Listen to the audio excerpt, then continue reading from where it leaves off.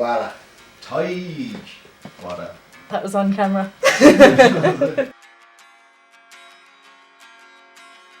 Oh yeah, this is Tigwara and you're watching BooTV.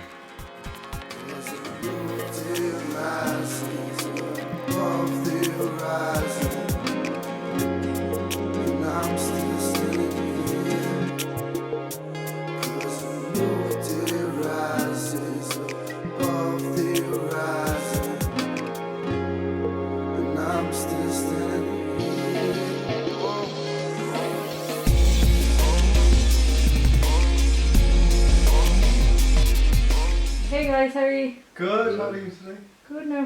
What you've been up to since the debut EP? Anything interesting? Little bit of a hiatus really, in fairness. This lad was off travelling for a few months, looking for himself. Oh, cool. Did you find anything? Tell us about it. Found lots of things. Yeah, it was just needed to be done. It was a long time coming.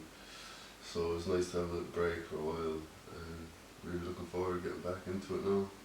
When I was in America for 2 months while the whole campaign was going on, and I got to see that side of things, which was very interesting, and just the American culture as well.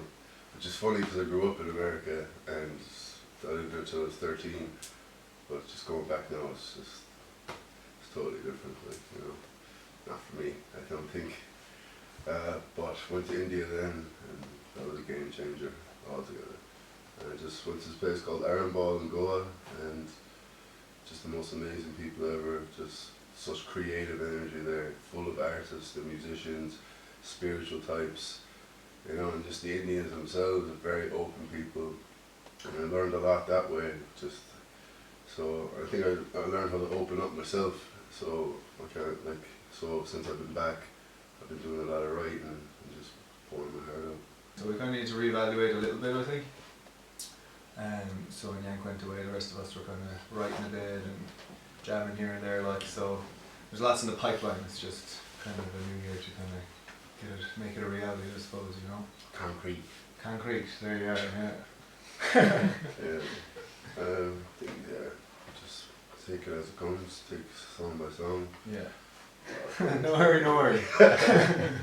And just, you know, lots of gigs, so working on our live show as well. That's, personally to me, that's a very important part of it as well. It's, you know, getting the energy across and connecting with people.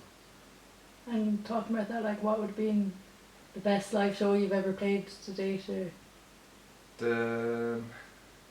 I think as a band, those die gigs are always good, like. Yeah. They're amazing. They're good fun, like, yeah, they're good fun. I think.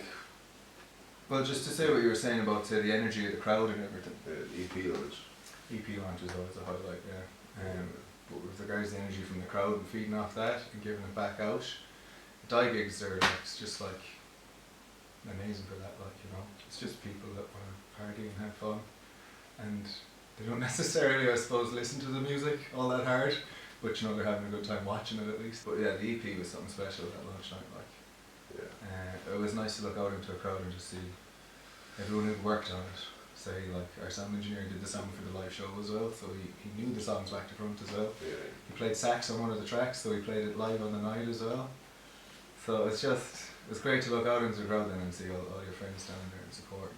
Yeah, we had a big crowd, packed the place out.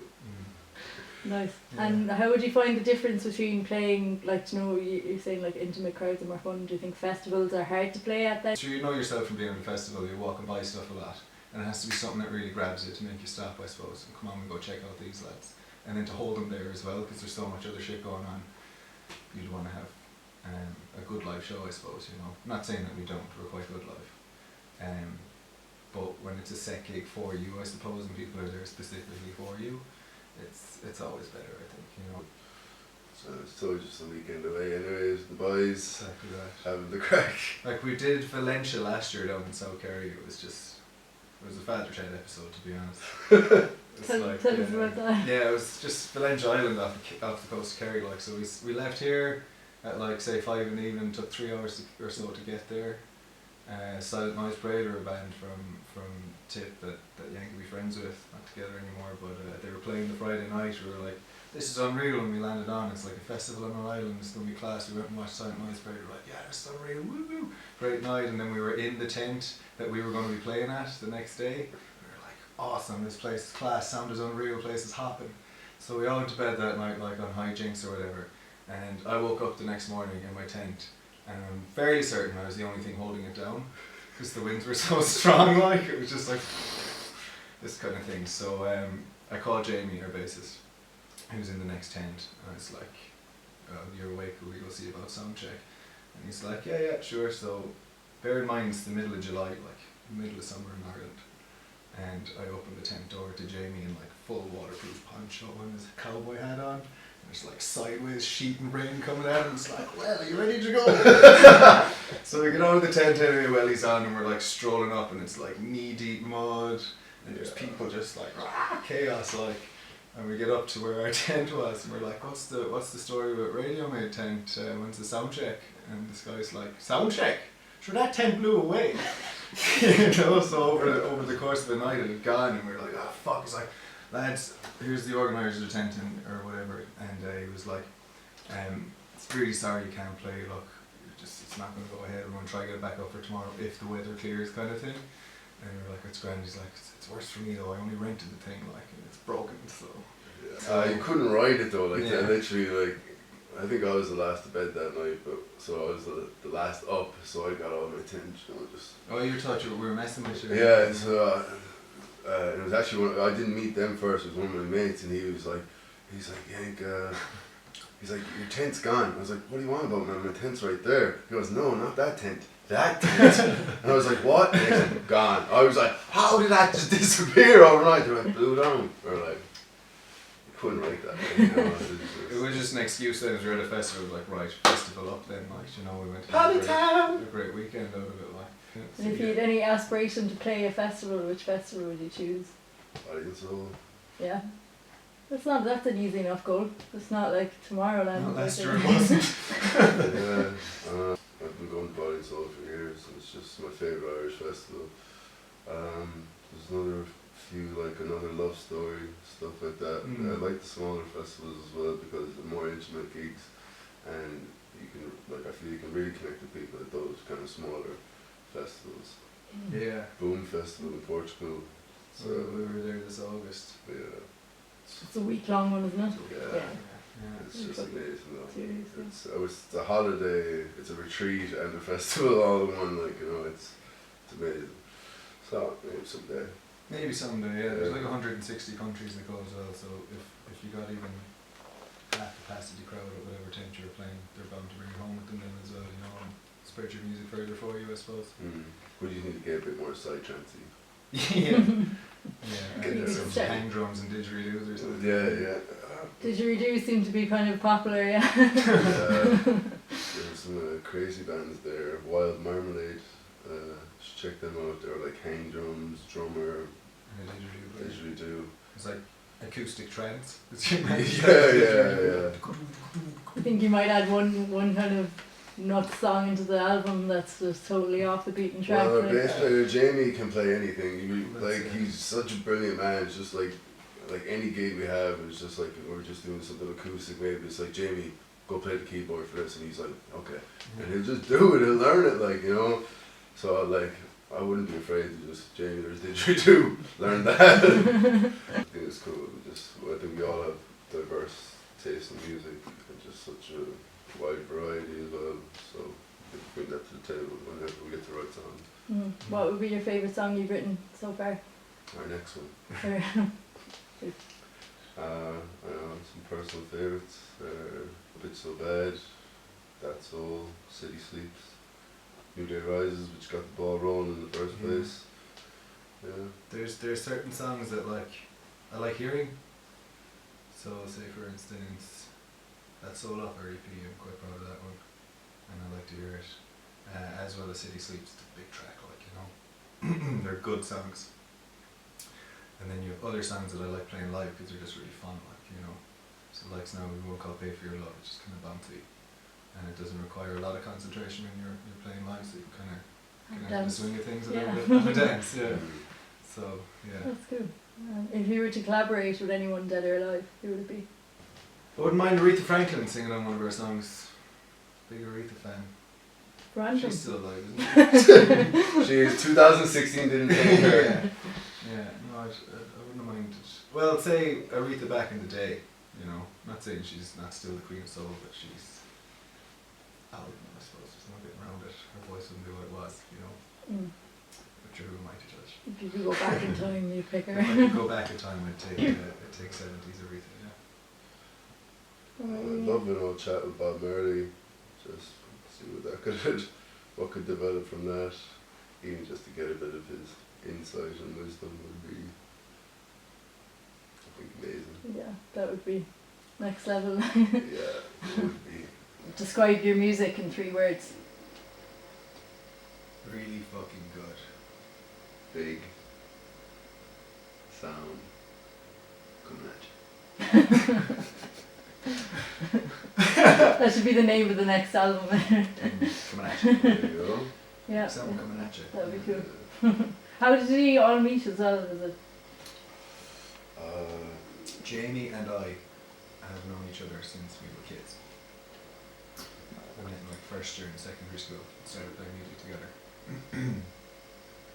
So we've been in bands all the way since we were teenagers and whatnot. And then I moved to Limerick and Jamie was already living there. And I moved in with a friend of mine from college at the time. College at the time, was still a friend of mine. And he was a good friend of Yank's. They went to school together. So Yank came down to our house one night for an old sesh. And we got chatting. And we liked the same music. And we were like, yeah, sure, we'll have a jam. So we had a jam and we were like, yeah, there's something here, like, so we'll start writing tunes. And I was like, I know this guy who plays bass. And from there then it kind of snowballed. And what about the name? You never told me about the name. The name comes, I told you I lived out in Sheer. I got it from out there. It's a little kid's name. Oh. His name's Tigwara. And I asked his mother what it meant. She said free man. Oh, cool. So That's cute. yeah. That's a really cool name. Yeah. What is his second name like? O'Donnell or something? His dad is Portuguese. Brazilian. So I don't actually know. I never met the father. And how do you find being an Irish band? Do you think networking in Ireland is harder than it would be if you were somewhere else? It's hard to say, we've never tried it anywhere else, I suppose, you know. Yeah. In fairness to Yank or Mark Gary's unbelievably good at talking to people. Like, I do find sometimes I've done a few gigs in Dublin. Dublin people are really nice enough, but I feel there's a little stigma attached to it, like culties, like, you know. We did a radio interview up there this time last year, I'd say, and the first question was like something to do with being a bogger, like. Yeah. It's like, we're a band here, like, you want to talk about the music, maybe, you know. So I would take it in jest, I suppose, you know, and it's nothing serious. But Just have a laugh and then just go and blow the heads off them, and then they're like, oh no. well, that's what you're about. It's pretty good. These culties actually can play music. Interesting. So yeah, that just makes you want to drives me more, like, you know. I don't think that you need to be in Dublin to make it, but you definitely need to do something every day to make it. Yeah. If you do nothing will happen. You know, we all just want to make it, but what is making it? Like, you know, for me personally, it's about playing big shows, making a living, connecting with people, and just being happy. You know, so it's not about fame and stardom, like, which, you know, I think like in everyone's core, if they're a musician, it's not about that, you know. If that comes, fair play or whatever, you know. But it's just about playing music every day and not doing a job that you hate, you know. Because I did that for long enough. So it's just like, I'm just gonna do this for now. I understand that, yeah. So we'll go for some fun questions. So if you were an ice cream, what flavour would you be and why? I know you'd be bitter anyway. Oh, lemon sorbet. I'll go with that. Yeah, that's pretty accurate.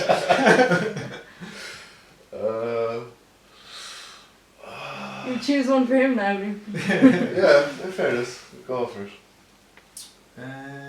Just weed flavoured ice cream. Yeah, definitely. Chill that guy. That's funny, yeah. That works. Okay, what's your favourite retro video game? Crash Team Racing. I know it's not Mario Kart Racing, but I just prefer Crash Team Racing. It's I'm better. done with that. I personally think so, yeah. I used to live with a guy who was mad for Mario Kart, and he's like, Crash Team Racing, it's just a copy of Mario Kart. Mario Kart's where it's at. But for me, it's Crash Team Racing. Is that vintage now? Is that retro? I was thinking more like Sonic, that's retro, like, isn't it? Did you ever play Road Rage? Yeah, I love it, yeah. That was unreal. Unreal, yeah. Oh, was it Simpsons Road Rage, is it? Yeah. No, no. Oh. Why? Was there Simpsons There's a Road Simpsons Rage? Road Rage. I thought that's what you were PlayStation, talking remember about. that with the cars? No, Road Rage You was... do like Crazy Taxi with it. I think I remember that. That was cool. But Road Rage was like you were in this motorcycle race with other people, and when you got like next to someone, you had like chains and stuff. You would beat them off their bike, and then you like continue the race. Yeah, very violent, but yeah. Yeah, sure. I like that these days. Yeah. No Yeah, wonder sure, we're all games are twisted. worse now, like, Yeah. you know, they're intense now. Yeah. Like, you know. Yeah. Yeah. I've actually lost touch with like gaming size. Maybe I should get back into it. What was the worst job you've ever had?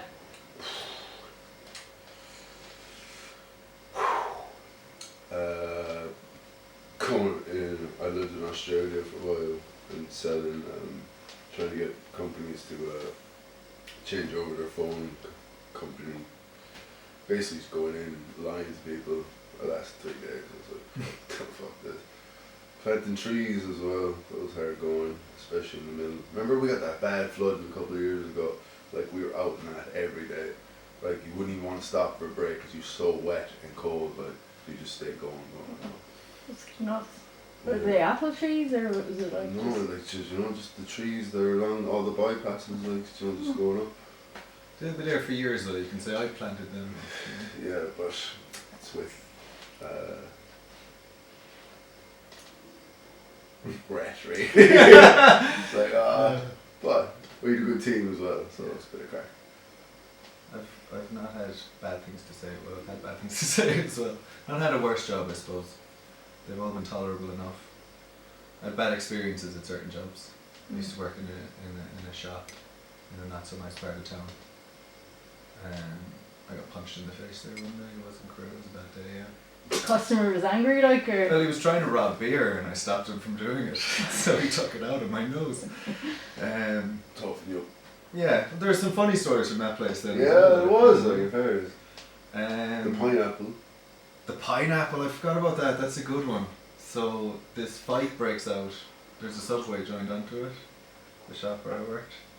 This fight breaks out in Subway between two wans, like, Shana. How old was Anthony? One was in like her 50s and the other one was, I'd say, about our age. And it escalated and escalated and escalated until they were scrapping inside Subway. And then they were obviously like kind of herded out onto the street just outside the shop, but it was getting pretty intense now. They were throwing digs and shoes were coming off and being used as missiles and whatnot, like, you know. And there were, like, this lady took a puck and she went down. So she's like, obviously had to bring the more intense shot the next time, like. So she got up and was looking for something to throw. She couldn't see anything, so she ran through the automatic doors into the shop, like, where there's a big display of special offer fruit on, you know. That's the first thing she sees is pineapple, just like, that'll do. So she runs back outside onto the street and just starts like baiting the head off this one with a pineapple. Do you know what was best was like the whole scrap kind of ended anyway, and it got ludicrous at that stage. You're beating up someone with a pineapple, like, you know. So people kind of stepped in and broke it up, and your one went away. She had the decency to put the pineapple back then afterwards. Thanks, Just like the head of it. I don't want to buy that actually. I got my own son. And what's coming up next for you? What have you in the pipeline? Lots of gigs. Sport Fox shot in Roisin again in March. March 14th, I think, something like that. And the Fringe, Limerick Fringe Festival. At the end of March. I think it's the weekend of the 31st. So I'm looking forward to that one. That'll be good. It's in the boathouse over there. So I think we're last act on the night as well or something. So Nice. Do you have some new songs? Oh, for sure. Yeah, That's the yeah. aim anyway. Awesome. Yeah. Some new instruments though. You never know, we might get the didgeridoo. Yeah. See how good Jamie really is. Learn this instrument. Any famous last words, so guys? No worry, no worry. Love your life. Be happy. Awesome. That's good. That was lovely. Lovely. Beautiful. We're done so. Thanks so much. Woo. Thanks, Becky. No Thanks. problem.